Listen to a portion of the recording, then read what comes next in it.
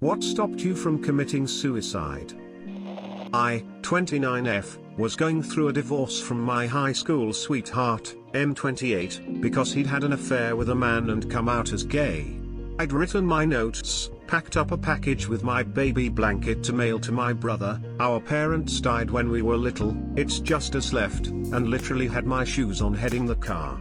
I was going to drive to this gorgeous place with this insanely high bridge over a gorge and step over the edge.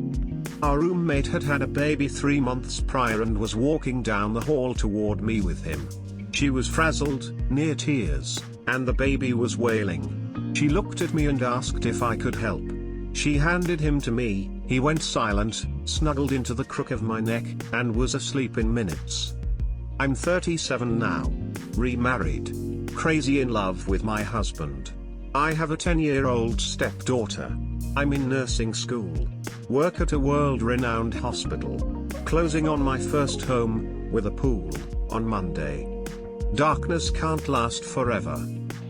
1. I might end up alive and even worse than I am. 2. What if God is real and doesn't approve of the destruction of something he created and I'm screwed for all eternity? 3. I'm a pussy about getting hurt. 4. My kids. And yes, in that order. My friend would have been blamed. It was known that I had a mental breakdown. And that I was suicidal. He was taking care of me. Helping me heal. Kept me alive at some points by tricking me into eating while asleep. I was very sick. And he nursed me back to coping with life. We spent a lot of time outside. Forcing me to move and be in nature. On a trip he took me to the mountains. And we pulled off and climbed out and looked over this valley. Absolutely stunning, green fields, a creek, a red barn, a white house with a porch. I walked out on this bare grey stone that protruded out 20 feet. There was only enough room for one person as it was narrow. And a fall was death. Sharp rocks all the way down. At least a few football fields. I looked out at that beautiful spot that I never believed existed except in pictures. I wanted to jump. Because my world will never be a happy one. A simple one. It will always be molded by pain, lies and abuse. But I saw my friend, standing there. The one person who would do anything to save me. Give up anything for me. And I knew, everyone would blame him. And I couldn't hurt him that way. He is the best human on earth. And I couldn't love him more. He's my best friend and I can't hurt him. This will probably be buried, but, my nephew. When my first nephew was born and I held him, I said to myself, I love him and I want to watch him grow. Don't leave him. I had a plan, my husband figured out my plan and made me go impatient. I was mad. As hell. At him for a while when I was hospitalized. But, I'm grateful he did. And, I've stuck to my word. My nephew is about to turn 7. He calls me Aunt Bunny. He always hugs me like he will never see me again. His smile when he sees me is like the sun. And, now I have another nephew and a niece. They are all my reason. It's hard as hell though. I take medicine and go to therapy and I am still depressed, but I don't see suicide as a viable option any longer, thanks to those sweethearts. Edit, sentence clarification. You will die anyway is just a matter of time, so just keep the shit and enjoy little moments and ravioli. Was on the edge of a building ready to jump when I was around 16, already had all my goodbyes scheduled to send.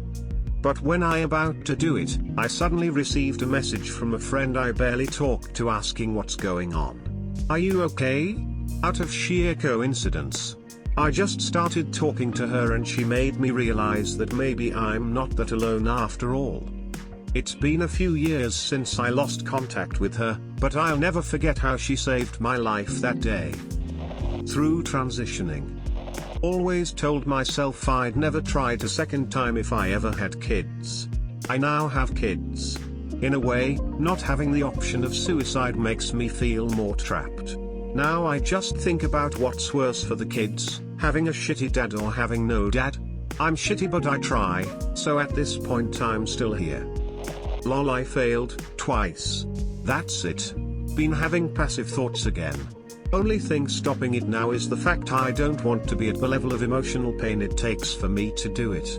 So I'm in a purgatorial hell of being in a body that wants to live with a mind that wants to die. Been inviting friends over for the past year since my divorce. I'll let you know if any one of them actually hang out with me.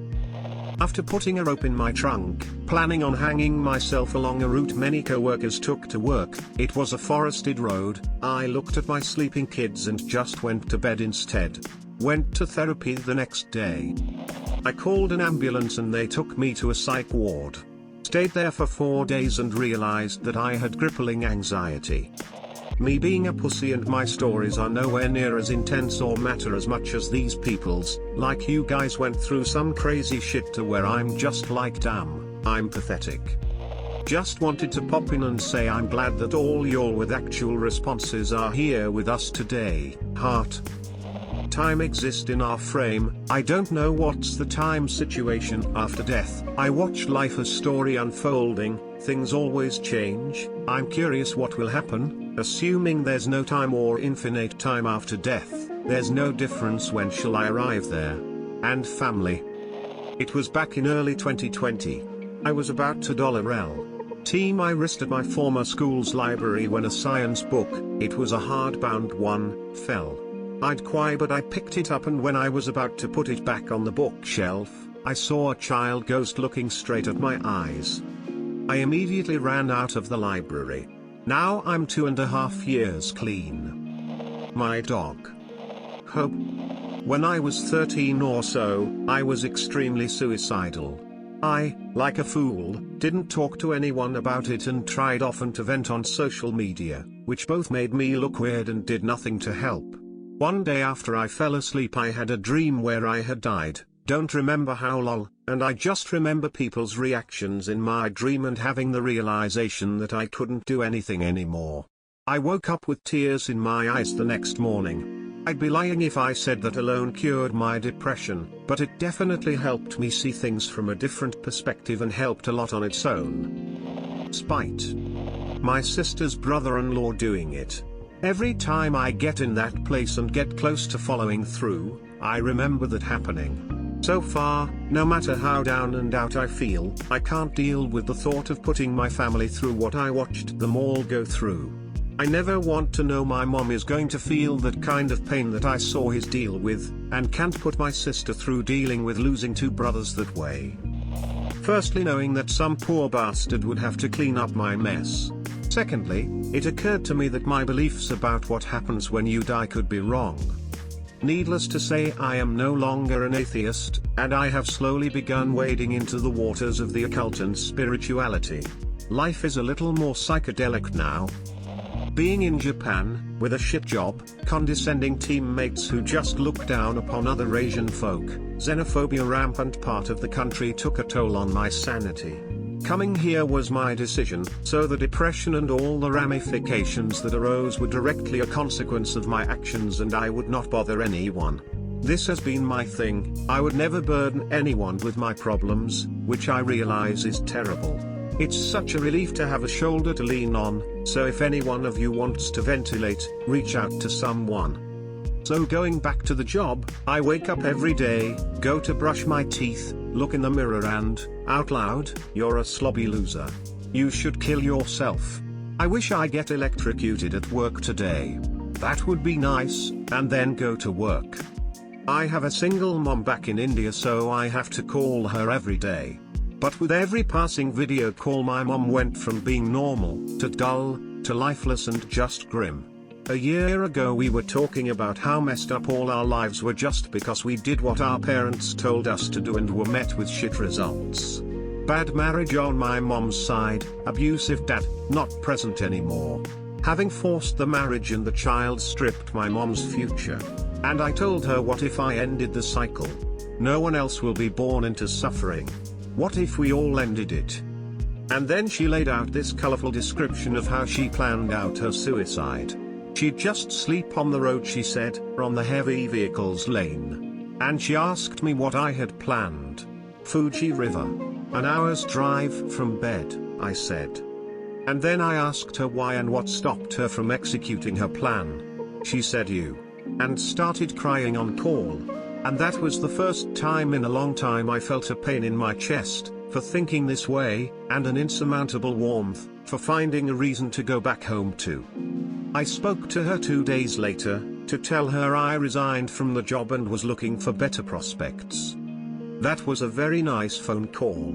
I liked that call,